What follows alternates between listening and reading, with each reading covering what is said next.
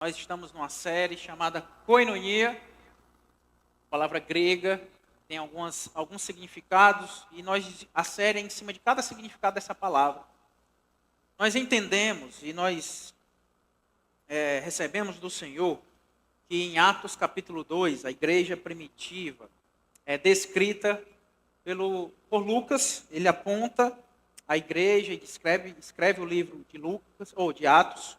E no capítulo 2, o verso 42, ele coloca 4 princípios elementares daquela igreja, 4 bases que seguram aquela igreja.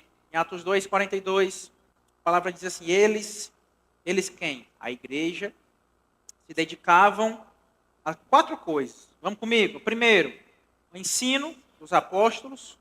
Segundo, a comunhão, que aí é a palavra koinonia, ao partir do pão, compartilhar, e as orações. Essa palavra aqui, no início dessa frase, dessa afirmação, dedicar-se, nos ensina muito, porque o processo cristão não é um processo rápido, não é um processo automático. De repente, eu decidi entrar na igreja, ser de Jesus, e você recebe uma nova skin, agora é crente, agora está tudo mudado. Na grande maioria das vezes é algo diário, dia após dia, tomando a sua cruz, morrendo para si mesmo, estudando o texto bíblico, encontrando a verdade nas escrituras sagradas. E isso exige muita dedicação. Não sei quantos aqui fazem academia. Alguém? Você sabe que muitos aqui fazem há um certo tempo e a gente não vê resultado. A gente fica na nossa, não vai dizer para o irmão. Até elogia com falsidade. Deus mude esse seu coração. A gente não vê muita coisa. Mas alguns, com pouco tempo, a gente começa a já ver uns calombinhos, um negócio inchado. Qual é a diferença desse negócio? Uns se dedicam, mudam a alimentação, treinam direitinho, dormem bem, faz o exercício, vai para lá para treinar o corpo e não a língua. Tem pessoa que vai para lá para conversar com todo mundo, olhar celular. Não se dedica, está no ambiente, mas não se dedica. Outros vão de maneira séria, se dedicam àquilo e começam a colher os frutos disso. Então, o texto está dizendo que eles se dedicavam ao ensino dos apóstolos, à comunhão, à koinonia. Então, por isso, essa série é extremamente pertinente para os nossos dias. Porque essa palavra koinonia é a palavra comunhão, traduzida várias vezes dessa forma, que aponta para como um só. Uma forma só. Uma maneira só de viver. E ela tem 3 grandes significados. O primeiro foi o que a gente viu na semana passada. Ela aponta para a intimidade, como um só, andando juntos, caminhando juntos, sofrendo juntos, sendo felizes juntos. Segundo, que é a forma de hoje, nós vamos estudar, é a participação, cooperação, koinonia. Em alguns momentos na Bíblia é traduzida como essa cooperação, fazer algo, servir. E é isso que a gente vai caminhar hoje. E na próxima semana, nós vamos entender a koinonia enquanto contribuição, como oferta, recursos, aquilo que o Senhor tem depositado em nós para que chegue ao próximo. Então, entendendo a koinonia, e é uma ordem do Senhor para a nossa vida, então entender, estar em comunhão, é eu fazer a minha parte no corpo de Cristo. Alguém só pode dizer: olha, eu estou em comunhão, eu faço parte, eu estou junto, eu sou como um só com essa igreja. Se você estiver fazendo a sua parte. Tomara que você não seja como muitos na minha turma, na época do Perboar Silva. A gente fazia aqueles trabalhos em equipe, e aí alguns se dedicavam muito. O Glauber está aqui hoje, o Glauber sabe. E tinha alguns escorões, geralmente, que iam só para segurar o cartaz. Enquanto uns se dedicavam, eu sempre tive um talentozinho mais bonitinho para a letra. Homem geralmente tem a letra muito feia, a minha era mais ou menos, fazia lá título lá do negócio, algumas coisas, pregava um negócio. Não tinha como hoje essa facilidade, os slides, impressões, era tudo na mão, era tudo na marra, mas alguns iam e seguravam o cartaz. Os tímidos, então, ficavam atrás do cartaz, aqui, escondidinho, nem falava nada, mas, pelo menos, seguravam o cartaz. Pelo menos, ainda faziam alguma coisa. Pelo menos, ainda tinha um movimento, alguma forma de contribuição.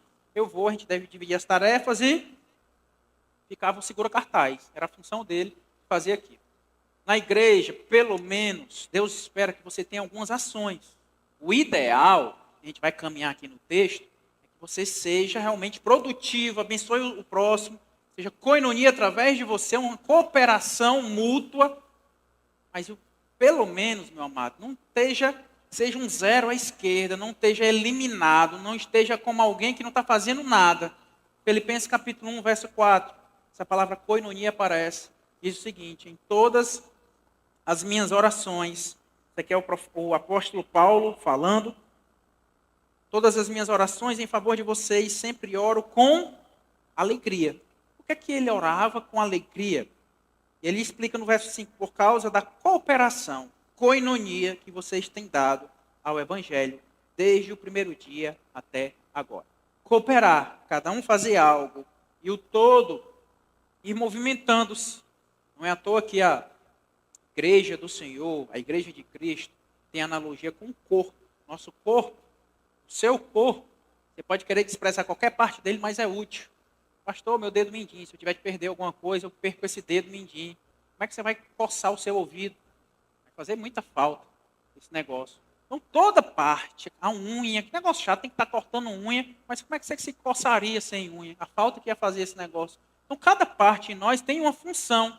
Deus nos fez dessa forma com um porquê, um motivo disso. Mas se eu não coopero no corpo de Cristo, eu não estou em comunhão. Porque a koinonia tem a ver com essa cooperação. Cada um fazia a sua parte. E Jesus nos dá um exemplo disso, de serviço. Hoje nós vamos entender em Cristo Jesus como é que o amor se expressa através do serviço. Se você puder abrir sua Bíblia, abre em João capítulo 13, que é justamente o texto que a gente vai caminhar na noite de hoje. Segura nele. A gente vai para um ou outro texto, mas sempre vai voltar para ele. Então, fica em cima desse texto, que Deus tem uma lição gigantesca, além da que a Suzy já compartilhou lá no grupo da igreja. Foi em cima desse texto também hoje, para a glória do Senhor. Antes de entrarmos no texto, é importante falar do contexto, porque fica mais claro. É como se clareasse nosso entendimento e a gente conseguisse ter um nível de compreensão maior. Quero falar de algo peculiar da época. Na época de Cristo, na época de Jesus, as pessoas faziam longas viagens, porque elas não tinham os meios de transporte como hoje. Hoje, se você quer ir na Aracoiaba, pega uma Topic, Transprime, você vai para lá. Ou então pega o Penha, Viação Penha, e vou para Fortaleza. Ou então, na época que a minha mãe fazia compras lá, não sei se era na Mesbla, trazia presente para a gente, é o novo. Ela voltava no Redentora. E aí voltava, e tinha esse transporte. Na época de Jesus, não tinha Honda Bis, não tinha esse negócio todo tão fácil. Era no pevete. Ia-se caminhando longas jornadas a pé. Não tinha esse asfalto, esse calçamento aí, que tem na cidade hoje. Era no barro, era na areia, era na lama. E não tinha esse calçado confortável que você está usando hoje, fechadinho. Não, era sandália, geralmente de couro, com algumas tiras para segurar o solado, mas muito aberta, de maneira que entrava muita sujeira no pé, entrava muita lama e suava. Imagina como é que ficava aquele negócio. Se você, com o zelo que tem hoje, já tem o seu chulezinho, imagina como seria na época que esses homens passavam 7 dias caminhando de uma cidade a outra, como é que chegava nessa outra cidade. Entendendo esse contexto, tinha homens específicos que faziam um serviço específico. Quando esse homem chegava de viagem, visitando a casa de alguém, tinha um servo, geralmente um escravo, porque ele ficava lá na entrada da casa, lavando os pés dessas pessoas. Se eu fosse receber alguém na minha casa, eu tinha alguém lá para receber essas pessoas lavando os pés dela. E geralmente esses homens eram os escravos, porque era o serviço mais indigno. Imagina, pegar naquele pezinho sujo, fedorento, cheio de lama, me agachar, ter que lavar os pés. Então ninguém queria aquele serviço. Era o serviço mais indigno para a época. Entendendo esse contexto, nós vamos entrar em João capítulo 13 e entender e refletir sobre uma atitude de Cristo. Entendendo esse contexto, vai ficar um pouco mais claro para a sua vida.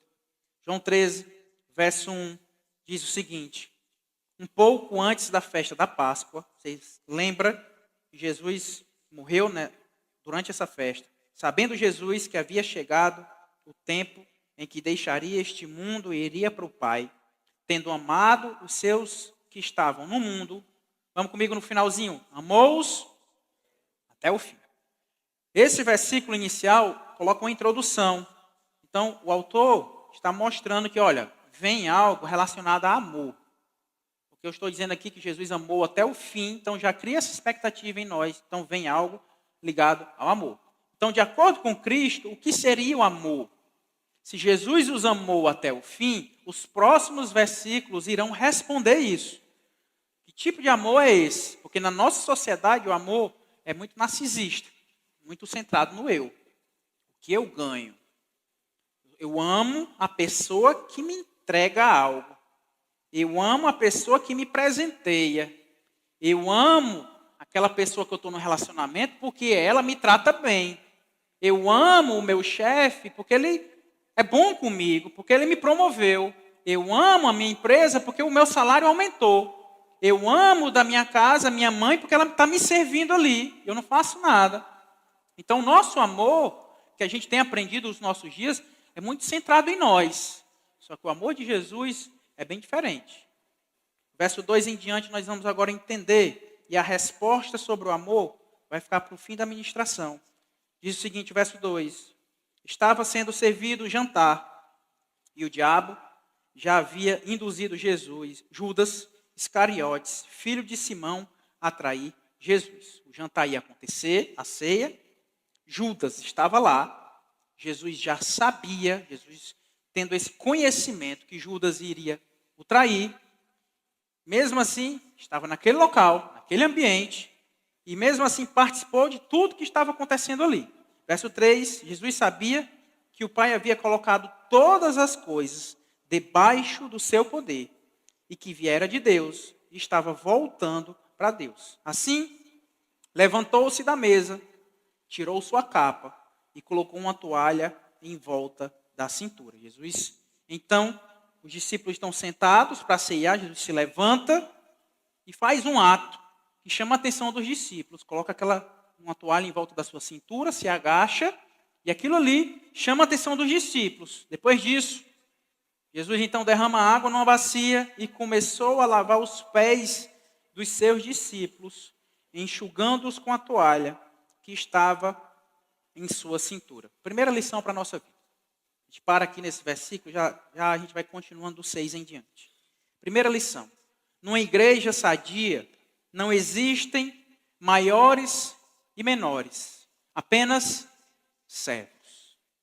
Uma igreja que tem Cristo como seu fundamento, uma igreja que se diz cristã, não vai haver divisão de pessoas, de classes de pessoas, de grupos de pessoas por conta da patente dela. Não vai haver tratamento diferenciado porque a pessoa lá fora tem um cargo, lá fora tem alguns bens, lá fora tem algum tipo de status social. Ao entrar por essa porta, qualquer igreja sadia, qualquer pessoa que entre por essa porta tem que ser tratada de maneira igual. Na igreja sadia, todo mundo vai ter as mesmas oportunidades, sem privilégios, sem atalhos para ninguém. Na igreja sadia, o maior será o menor, será servo. Entregará a sua vida ao serviço do próximo. A igreja de Corinto tinha uma certa divisão, porque Apolo e Paulo tiveram um papel muito grande nessa igreja, e alguns da igreja começaram a querer exaltar, e dizendo que Apolo era maior. Outros diziam que Paulo era maior. Até que Paulo escreve no capítulo 3, verso 5, diz, afinal de contas, quem é Apolo? Quem é Paulo? Apenas servos por meio dos quais vocês vieram a crer, conforme o ministério que o Senhor atribuiu a cada um. Então, quem é? Ao entrar nesse lugar, igreja, o nosso desafio é esquecer a roupa que a pessoa entrou. Ela não deve ser definida nesse lugar pela etiqueta da sua blusa. Numa igreja sadia, todos serão tratados da mesma forma, servos. De maneira tal que nenhuma escolha deve ser por conta do status dela. Pode o tenente se converter aqui, ele vem para servir. Pode o coronel, general, vem para fazer o que todo mundo faz para ser igual e olhar no olho de cada pessoa. Porque na igreja de Cristo, o maior vai lavar os pés do menor. Aquele que lidera, aquele que é líder, será servo. Aos líderes da nossa igreja, tenham muita atenção, porque o nosso coração é muito perigoso. A gente pode começar a achar que o nosso status, que o nosso tempo de igreja, as nossas condecorações religiosas, nos colocam num patamar que eu posso usar frases, tratar pessoas de uma maneira inferior a mim. Ao contrário, o que é que Jesus faz? O que é que Jesus nos ensina? O maior deve ser o menor. O maior deve lavar os pés de todos. O que é lavar o pé? Servir. No nosso dia a gente não precisa estar lavando o pé um do outro. Seria maravilhoso. Chegar aqui na igreja tem gente alisando nossos pés. Mas a ideia não é essa. É muito melhor ter pessoas aqui que servem, que estão aqui entregando para o próximo. Eu vi uma pregação, certa vez, de um homem, ele falando que numa das suas cruzadas evangelísticas estava no estádio. E ele, à tarde lá, o culto seria à noite, e ele prestando atenção, um homem, baixinho, meio gordinho, carregando cadeira para um lado e para o outro, pegava pilha, organizava, ia lá atrás, pegava mais cadeira, não parava. Tem um momento que ele chega, rapaz, aquele servo ali de vocês, é um exemplo, é da nossa igreja, ele é o reitor da universidade. É sobre isso. É entender que pode ser a sua história antes da igreja, ou lá fora, pode ser qualquer uma. Todos que entrarem na igreja do Senhor se tornam servos, iguais. Porque o bom líder não está sentado apontando. Porque eu tenho uma fórmula, eu tenho um caminho. O bom líder, ele vai estar suado, sujo e trabalhando junto com os demais. Trabalhando até mais que os demais. Essa igreja tem um desafio. Alguns servos na nossa igreja aqui gostam de servir. E eu fico nesse desafio. Meu Deus, eu tenho que servir igual a esses caras. Eu sou pastor de uma igreja que tem um gigante. Imagina o meu desafio. Ter que servir no nível desse cara, se entregar dessa forma. Mateus 23:11 diz, o maior entre vocês deverá ser servo. Pois todo aquele que se exaltar será humilhado. E todo aquele que se humilhar será exaltado. Então, em nome do Senhor Jesus, Jesus nos chama para servir uns aos outros. Olhe para a pessoa do seu lado e diga para ela, Jesus nos chama para servir uns aos outros. Amém? Ah, pastor, mas eu tenho meu Corolla. Mas eu tenho minha reputação. Ah, pastor, mas o senhor já viu quanto é que eu dou de contribuição para a igreja, quanto é minha oferta? Eu já faço demais. Nada disso. Todos que entram na igreja de Cristo se tornam iguais. Servos. Disponíveis um para o outro, para contribuir por algo maior, o reino de Deus. Todos entregando o seu talento para a glória de Deus. Koinonia é isso. Cooperação.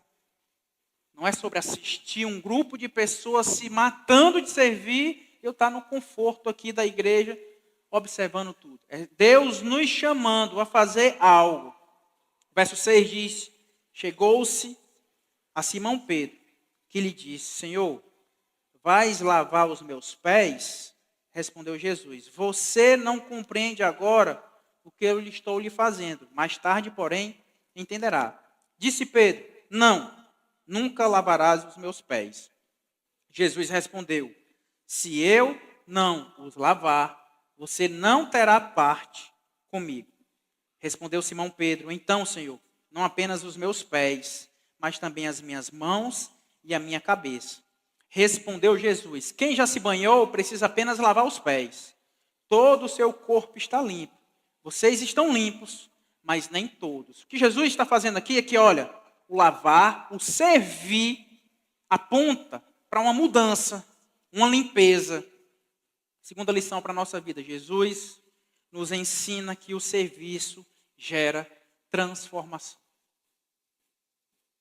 O serviço transforma duas pessoas.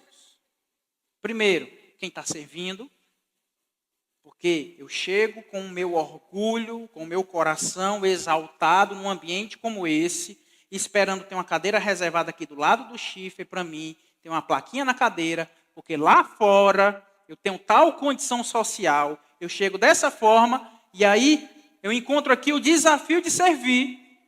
de estar ali recebendo pessoas, de estar aqui limpando a igreja, de estar aqui usando de talentos meus. Então, o servir primeiro transforma o nosso coração, vai nos humilhando para a glória do Senhor Jesus. Vai nos colocando em igualdade. Até um ponto que a gente vai tratar o outro superior a nós mesmos. E a gente faz o serviço entendendo que privilégio poder servir, que privilégio poder abençoar vidas nesse lugar. Se Deus tem te chamado a fazer parte de uma igreja cristã, se prepara. Você vem para se movimentar. Qualquer outro conceito, qualquer outra forma de viver a igreja, de estar aqui sentado, como ovelha, engordando e não fazendo nada, está errado. Você está errando o alvo. Porque o serviço nos transforma principalmente o nosso coração. Quebra o nosso ego. Não há nenhum status, não há nada superior em ser líder. Ao contrário, os meus líderes, os líderes dessa congregação, têm que ter um coração de servo, de querer entregar, de cuidar bem, de ministrar, de ser perto. Esse exemplo pastoral é esse. Você não me vê, em nome de Jesus, tratando pessoas de maneira discriminada nessa igreja. Você não me vê usando o meu cargo para humilhar pessoas nesse lugar, de forma alguma. O pastor de vocês luta e luta muito para ser o que pega mais no rodo, na vassoura, o que se suja mais. Porque eu entendo que o exemplo é de Cristo. Ele fez, Jesus mostra o padrão e todos nós nesse lugar devemos fazer da mesma forma. Que o meu coração seja doutrinado a ser servo em Cristo Jesus. O serviço também transforma o próximo, o outro. De vez em quando, o irmão do culto das 5, o Renato, ele traz uma aguinha de coco para o pastor. Eu poderia achar que benção, olha que luxo ser pastor, receber uma aguinha de coco, que coisa maravilhosa. Sabe o que é que o Espírito no mesmo momento faz quando eu recebo essa água de coco? Está vendo a sua responsabilidade? Ele tem lhe entregado, você deve entregar também. Você deve servir também. Se esmere ainda mais no texto bíblico, na leitura, no estudo bíblico. O que é que você tem confiado? O que é que você vai entregar à congregação? Todas as vezes que esse irmão entregar água de coco para mim, eu lembro que eu tenho também que servir a igreja do Senhor Jesus. Imagina o seguinte, você foi convidado para um jantar. E qual é o nosso padrão? Nosso padrão mão de vaca. A gente nem pergunta o que é que a gente vai levar. É ou não é? Fulano, vem aqui em casa jantar hoje, o que é que a gente faz? Qual hora? Opa, vou. Nem pergunto, eu levo alguma coisa, nem cai nessa besteira. Vai que ele pede para eu levar? Fico na minha, pergunto horário, digo que vou. Imagina, você chega na casa do irmão, está lá uma mesa posta, linda. Aí tem um negocinho lá de entrada, um pãozinho com a maionese caseira. E você vai conversando e comendo aquele negócio ali. Nessa brincadeirinha já sujou um pratinho ali pequenininho, mas sujou. Bota ali para a pia. Daqui a pouco chega um prato principal. Um peixezinho, uma farofinha de castanha. Eita, o irmão gostou. Um arrozinho bem meladinho. E aí você vai saboreando aquele negócio. E lembrando, meu Deus, eu não dei R$1 para esse negócio. Glória a Deus, venha mais, manda mais. Toma um suquinho e vai saboreando. De repente, terminou o negócio e acha que acabou ali. Não, tem uma sobremesa. Os irmãos do primeiro culto não souberam, mas a Jéssica, graças a Deus, veio no segundo culto. Ela faz uma sobremesa igreja, que todo mundo tem que provar dessa sobremesa dela. Tem a ver com café. Como é o nome do negócio? Hã? Tem nome? É o quê? Torta de café. Rapaz, você tem que provar desse negócio. Eu não sou besta nem nada, eu já estou dando um exemplo, esperando chegar lá em casa. Uma vasilha dessa. Vai que ela tem compaixão do pastor dela e leva mais uma vez para mim esse negócio. E come aquele negócio, uma sobremesa, depois vem uma águazinha com gás. Você aprendeu com o Tony Carlos, tem que botar um limãozinho dentro da água com gás. Toma aquele negócio e de repente a pilha, você não deu nada, mas a pilha de louça está gigante lá. Qual o mínimo que você faz? Se oferece para lavar. Pelo amor de Deus, igreja. O mínimo. Já comeu, encheu o bucho, fez um monte de coisa, se oferece para lavar. O que acontece às vezes, o constrangimento nos dá uma noção. A gente vai, não, peraí, se levanta, não lave não, mulher. No fundo, o dono da casa quer que você lave. Viu? Toda vez que ele disse assim, não lave não, ele quer que você lave. Entenda isso. Você se levanta e vai. Ele não vai querer deixar por educação. Ele quer que você lave. E aí você vai e faz. O que acontece na igreja às vezes? Você chega na sua bizinha, encosta ela ali fora, tem um irmão lá fora olhando sua moto. Sim ou não? Você entra tranquilo na igreja. Logo na entrada, tem um monte de gente simpática. Pega na sua mão e coloca para dentro da igreja. Vê se tem uma poltrona para você. Conduz você até a poltrona. Nesse caminho você percebe que a igreja está bem limpinha, está cheirosa, está bem arrumadinha. Seu filho, então, é conduzido aqui para o Sementinhas. É bem cuidado, é ensinado na palavra nesse lugar. A música bem tocada, agradável, iluminação boa, telão bom. Chega um irmão, faz a oferta de maneira saudável, tranquila, sem extrapolar, com muita educação. Entra o pessoal dos avisos, são simpáticos, são engraçados, estão vindo de dupla agora, e falam, interagem. Tem a palavra, você percebe que a palavra é bem preparada. Tem as frases aqui que precisou de um tempo para ser feita. E aí tudo isso, no final ainda, tem uma comidinha gostosa. Na saída, você pode lanchar. O mínimo, igreja, depois de viver tudo isso, é você lavar a louça. O mínimo é você fazer algo, sim ou não? Você está enchendo o bucho, se empanturrando, um monte de gente está servindo. Enquanto eu estou falando aqui, servindo a vocês, tem uns irmãos aqui botando a frase. Ora bota a frase no tempo, ora bota fora do tempo. Bota versículo, tem a iluminação, tem a transmissão acontecendo, tem o irmão do som. De vez em quando corta o microfone do pastor. Todo mundo servindo aqui nesse lugar. O mínimo que a gente tem que fazer é lavar a louça. Olha para o irmão do lado e diga isso para ele. Pelo menos lave a luz.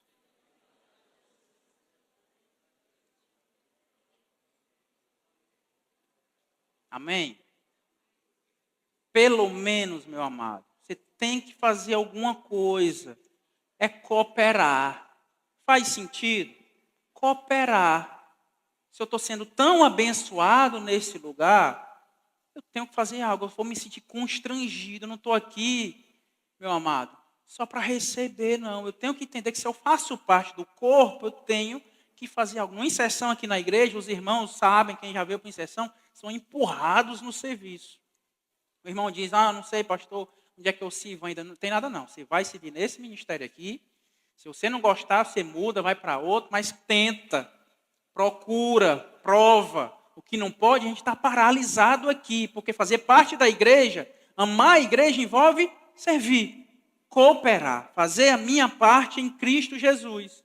O verso 11 diz o seguinte, Jesus então, pois ele sabia quem iria traí-lo, e por isso disse que nem todos estavam limpos. Jesus tinha consciência de que Judas iria traí-lo. Sim ou não? Mesmo assim, Jesus lava os pés dele. Sim ou não? Imagina a cena, Jesus se agacha com a toalha, olha para Judas. Judas olha para Jesus, sabendo que ele ia entregar Jesus. Jesus sabendo que ele ia ser entregue por aquele cara. E Jesus, mesmo assim, escolhe lavar os pés dele. Escolhe servir aquele homem. Terceira verdade para a nossa vida. Se Jesus serve até o seu futuro traidor, qual a sua justificativa para não servir? Olha para a pessoa do seu lado e diga para ela, tome. Qual a tua desculpa, amado, para não estar servindo? Desculpa a gente tem, ou não tem? Pastor, eu não sirvo porque eu tenho os meus traumas. Eu não sirvo porque pensa num ministério complicado. Já ouvi algumas vezes isso. Pastor, eu não sirvo porque aquele líder ali, rapaz, o carneirinho, não me entra. O jeito dele, você deve ter as suas desculpas. Fui tratado dessa forma, fui levado dessa forma, fui desafiado de uma forma errada. Se Jesus continuou servindo ao homem que iria traí-lo, qual a tua desculpa? Qual a tua justificativa para não estar envolvido com o reino de Deus? A igreja vai nos ferir, porque a igreja é formada de pessoas. Repete comigo, pessoas são complicadas. Principalmente eu. ser complicado. Você vai machucar pessoas e você, nesse processo, nessa relação familiar chamada igreja, você vai ser ferido também. Mas isso não é justificativo para você parar o seu serviço. Alguns chegam com a desculpa, pastor, não tenho tempo. Chifre, tu serve? Esse irmão que está dizendo que não tem tempo para servir, ele está te chamando, sabe de quê? Para ser maneiro, desocupado. A palavra seria um pouquinho mais grossa. Você está dizendo que não tem tempo, então você está chamando todos os outros servos da igreja de desocupados, não tem trabalho, não tem família, não tem estudo para fazer. Pessoas aqui, meu amado, começam a trabalhar cedo, saem do trabalho, vão para uma reunião, depois da reunião vem para o ensaio da peça, chega em casa 9h30 da noite. É claro que não todo dia, não seria sadio, mas acontece. Sim ou não? Acontece. O tempo acochado, um monte de outros compromissos, mas escolhe amar através do serviço. Você pode usar da desculpa e dizer, pastor, eu não sei fazer nada. Pastor, eu não me identifico, eu não sei tocar, não sei cantar. Eu sou besta, eu não vou para a recepção. Minha casa é uma zona, então eu não vou para a limpeza. Eu não gosto de criança, então eu não estou sementinha. Você pode usar essa desculpa. Se você usa essa desculpa, você está dizendo, em outras palavras, que o Espírito Santo é incompetente. Isso não quem afirma não sou eu, é a própria palavra. 1 Coríntios 12, verso 4 em diante, diz o seguinte, há diferentes tipos de dons, mas o Espírito é o mesmo. Há diferentes tipos de ministérios, mas o Senhor é Há diferentes formas de atuação, mas é o mesmo Deus quem efetua tudo em todos.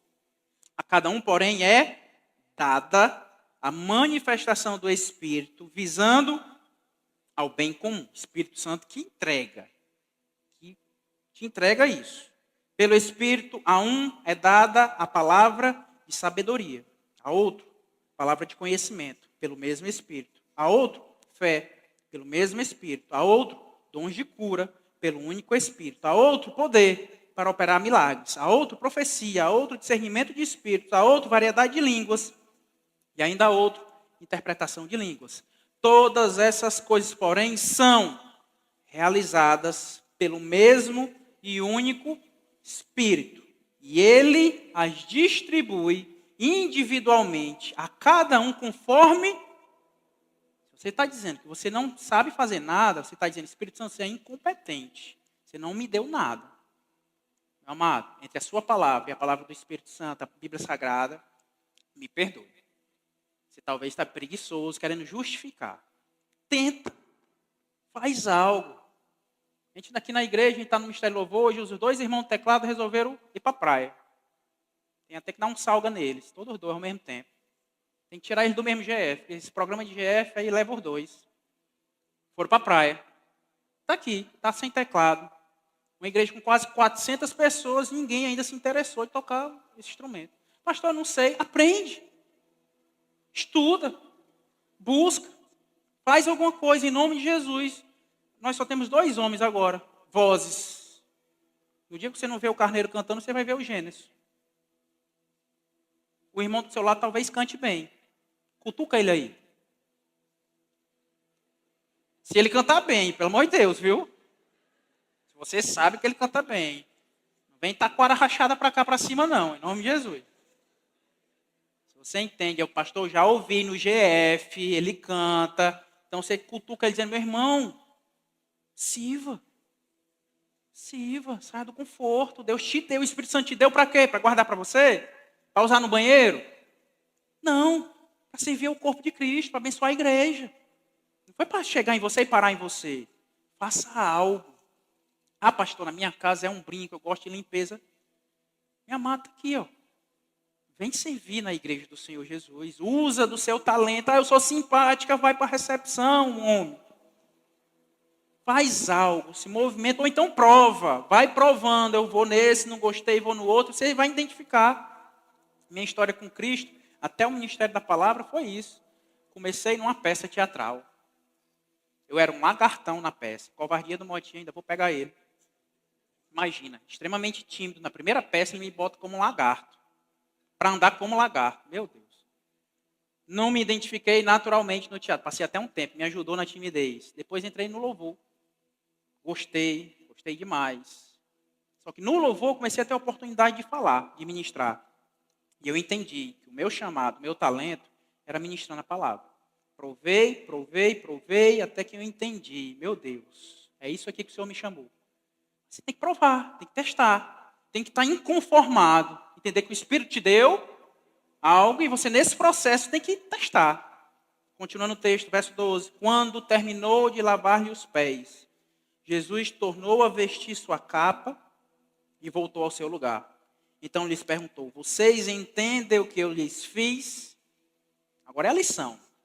Moral da história. Jesus está dizendo, olha, moral da história.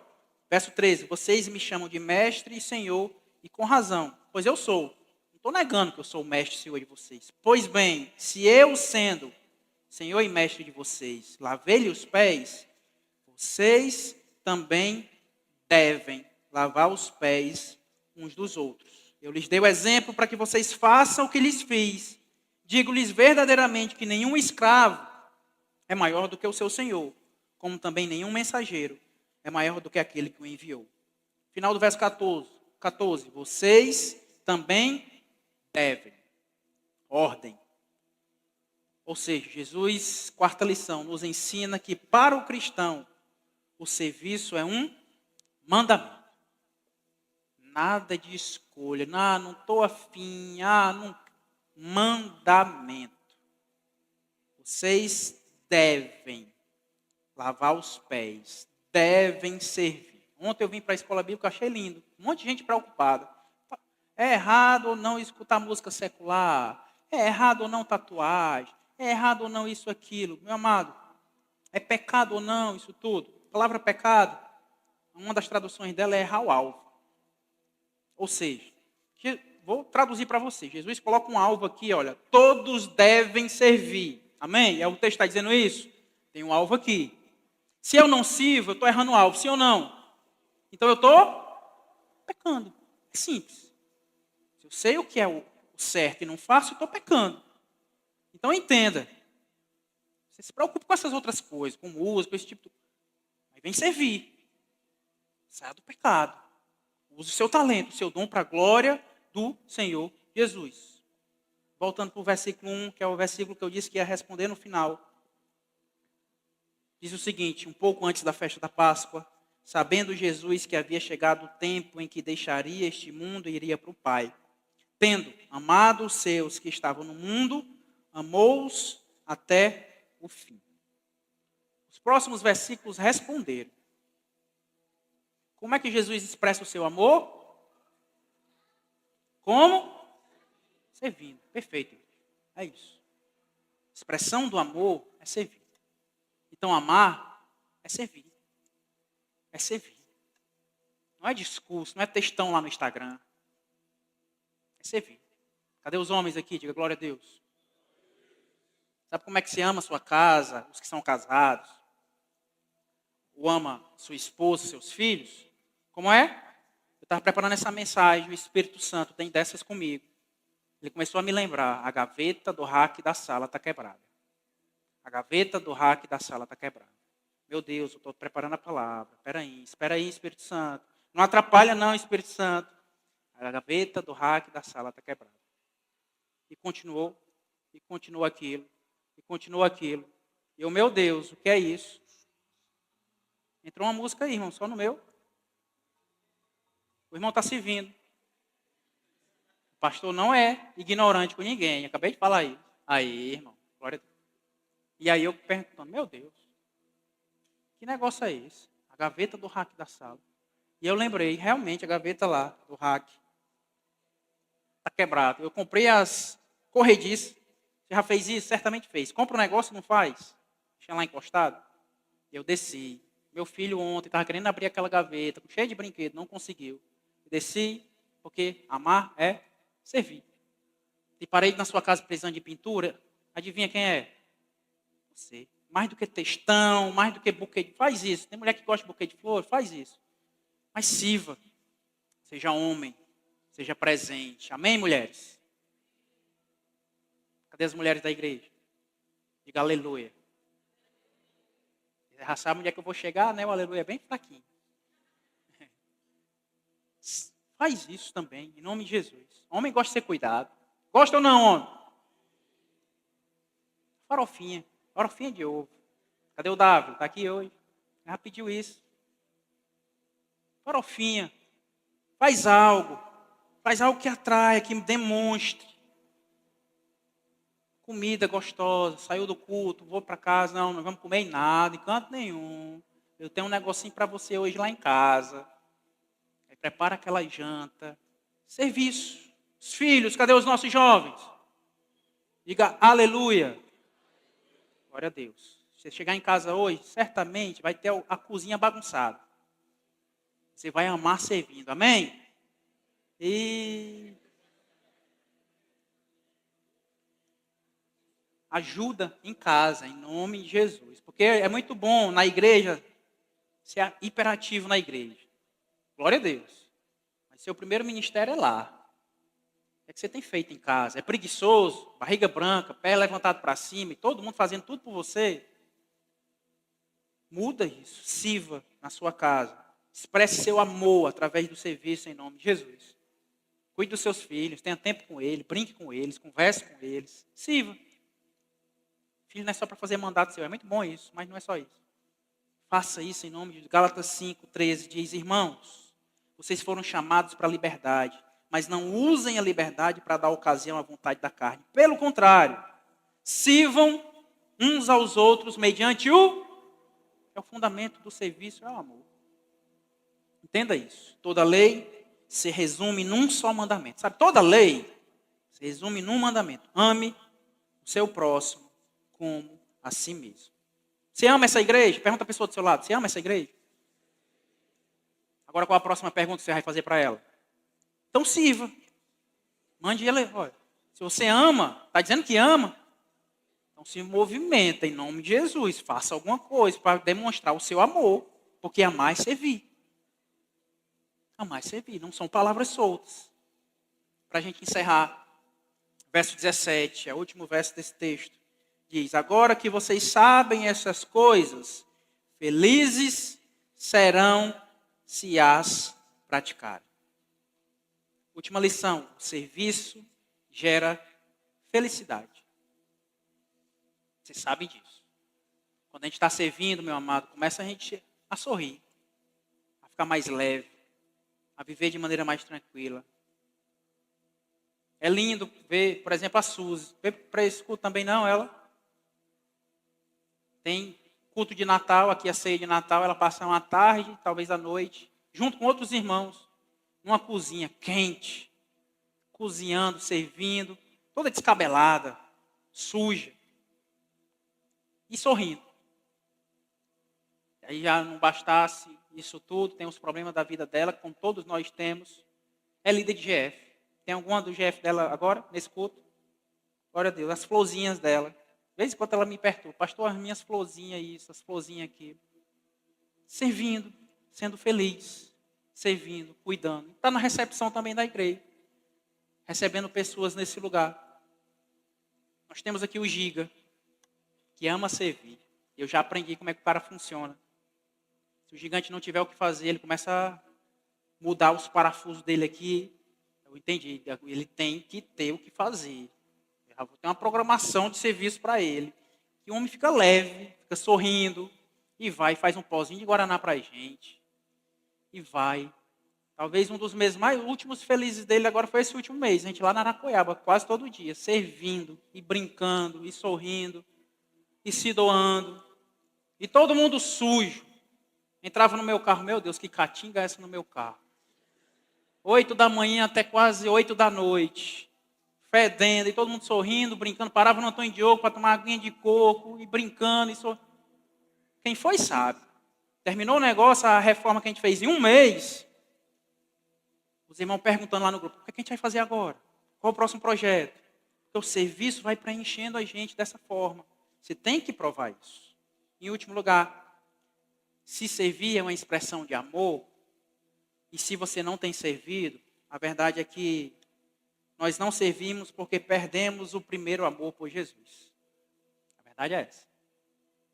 No fundo, seu olho tem que voltar a brilhar por Jesus. Eu posso ter falado aqui, Você sai daqui, leva uma topada e esqueceu de tudo.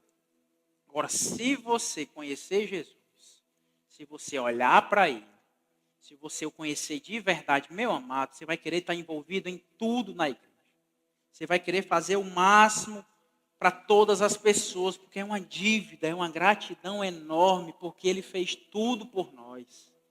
Se você colocar os seus olhos em Cristo, você vai ser impulsionado a servir. Porque amar é servir. Se eu amo Jesus, eu quero servir a Ele e ao corpo dele, que é a igreja do Senhor. Tem uma música que diz o seguinte: Senhor, não quero que meus olhos percam o brilho do primeiro amor. O refrão dela diz: vem, Senhor, e me resgata todos os dias, só para te adorar. Na verdade, se você puder ficar de pé, a grande verdade é que nós precisamos conhecer Jesus e se apaixonar por Ele novamente. Amém? Você precisa ser resgatado de si mesmo. Sabe o nosso coração? Eu sou acima. Eu quero ser servido. A gente precisa ser resgatado. Meus títulos, o irmão servindo. O que eu faço, o que eu deixo de fazer, tudo isso que eu tenho, quer impedir o meu serviço.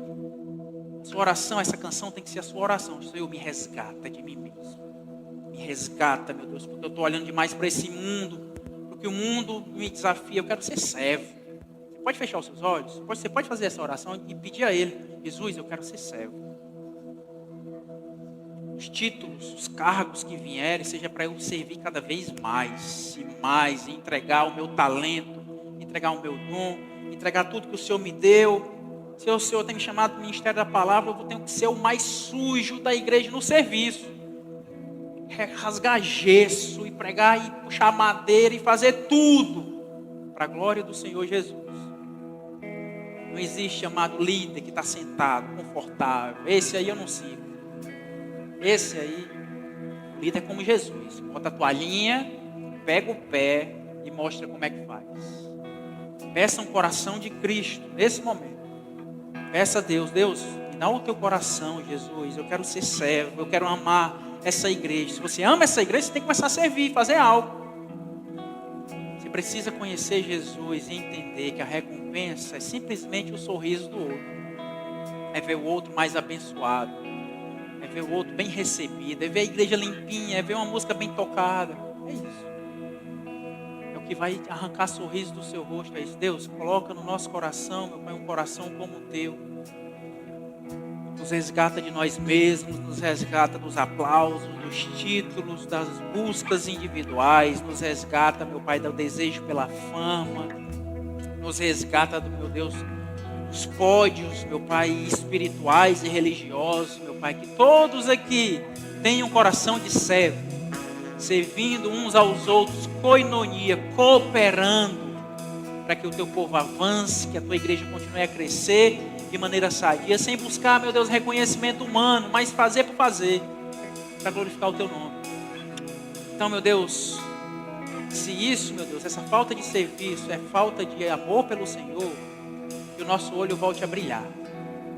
Que a gente volte a olhar para o Cristo ressurreto.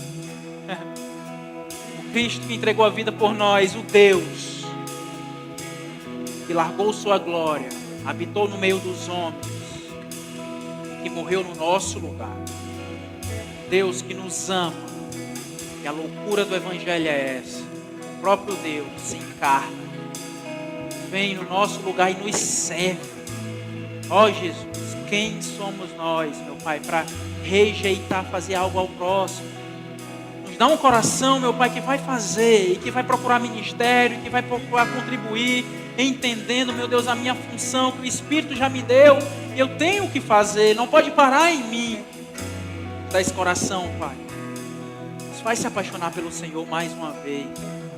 Traz de volta aquele queimar, meu Pai, do primeiro encontro. Traz de volta. Eis-nos aqui, Pai. Usa-nos a nós, Pai, em nome de Jesus.